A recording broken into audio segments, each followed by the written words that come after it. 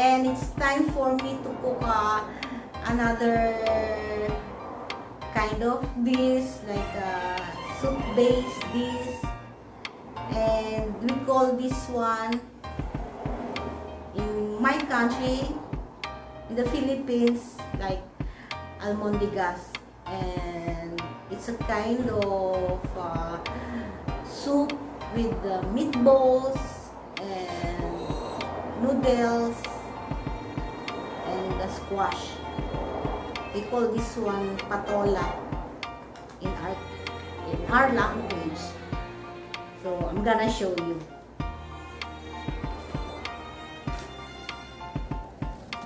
So this one. And without any further ado, let's start cooking!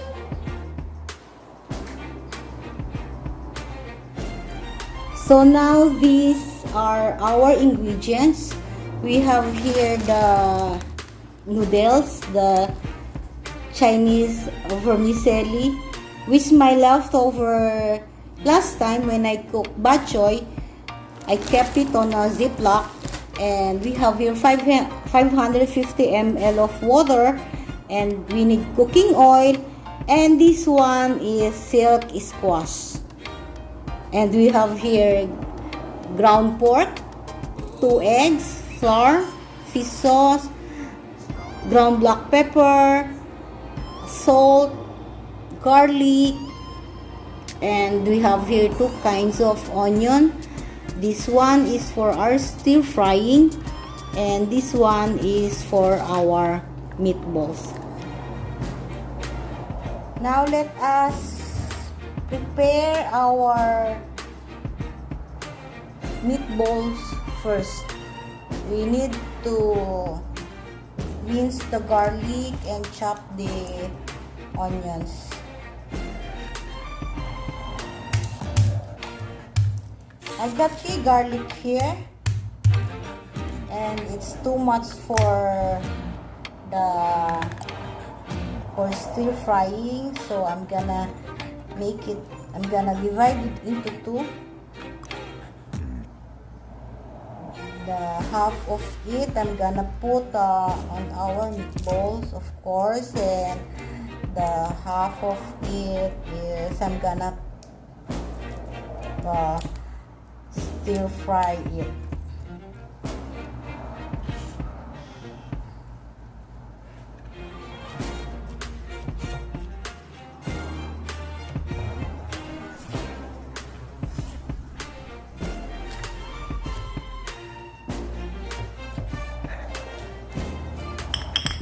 So for our stir frying, I'm gonna put it here and set aside it. And for our meatballs, I'm gonna put in a small bowl. So that I can mix it together.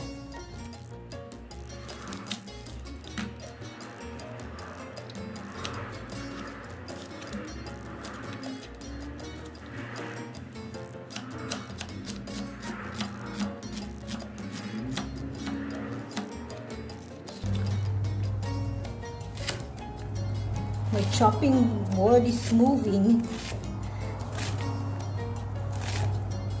You know, I like this chopping board.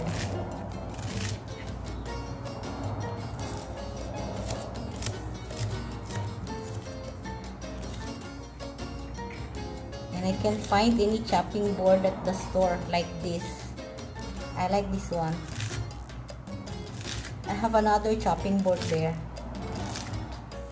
but I really love this one. I don't know why.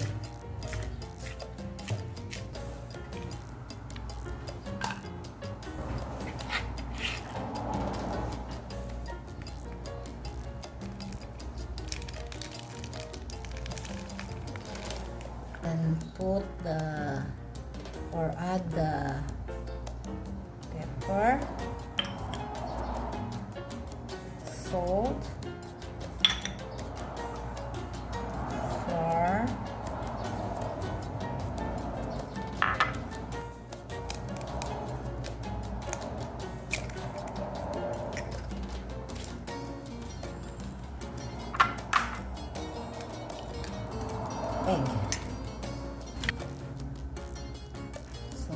it just to combine each other.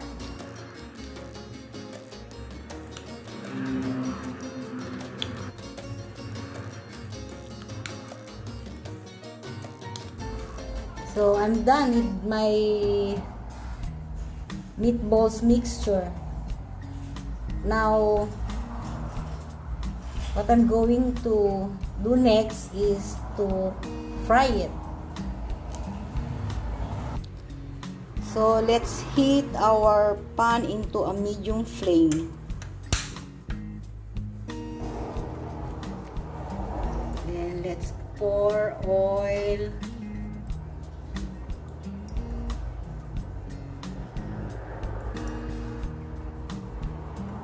I think that one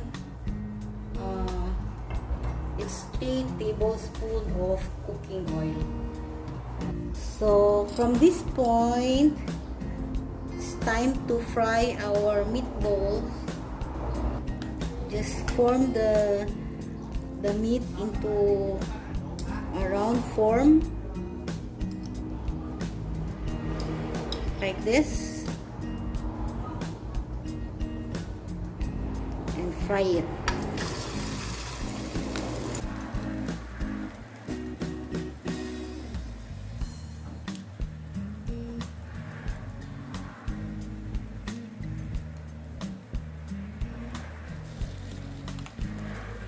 Let's flip our meatballs into other side.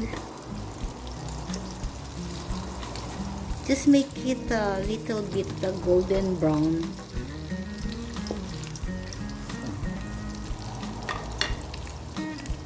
While we're frying it, we need to prepare our ingredients for our soup.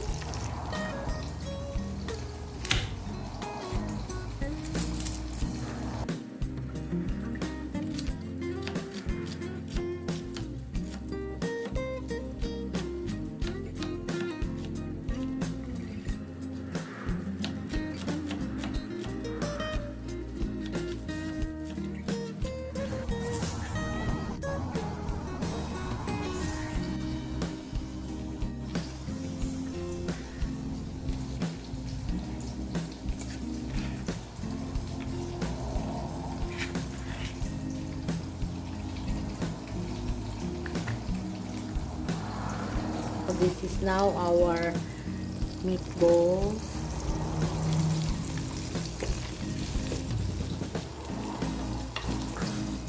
So this one is already cooked.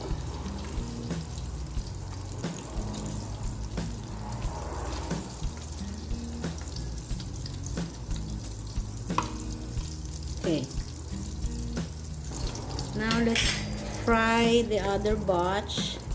I didn't put too much oil because the meat gonna produce oil because it mixes with the fats.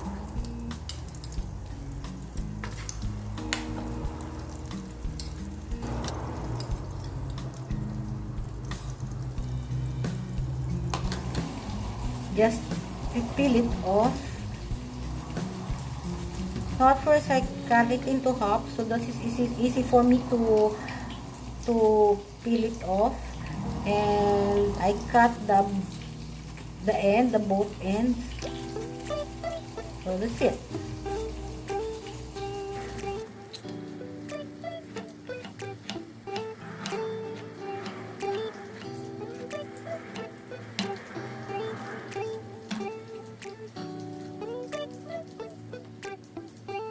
Now we're done cutting our vegetables and frying our meatballs. So on this pot, we're gonna cook our soup, and let's put our flame into a medium fire. Now let's pour our oil, and since the oil is already hot, now we can stir fry our garlic.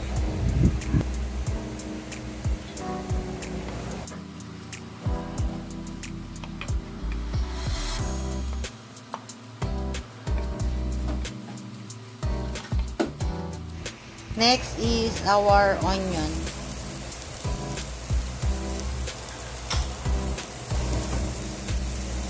Ground black pepper.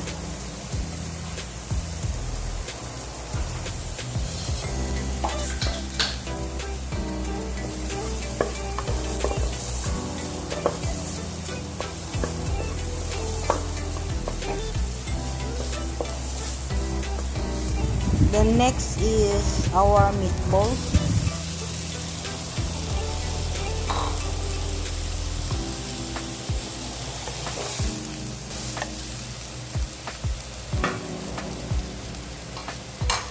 Then fish sauce.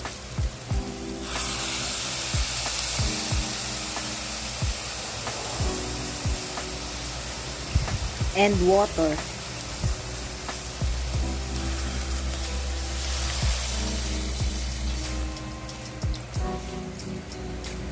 Looks like the water is not enough, so let's add more 250 ml. Then let it simmer. Remove the scum and impurities.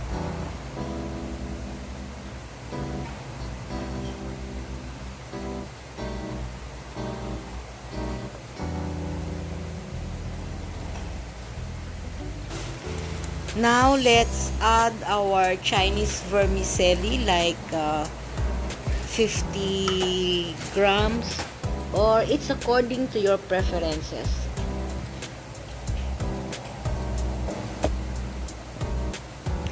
Then our last ingredients is the silk squash.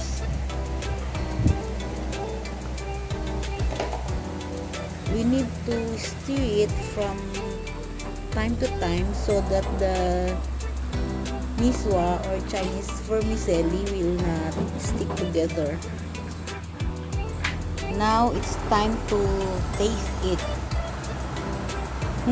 Yummy! This soup is good for, like, especially when it's rainy days.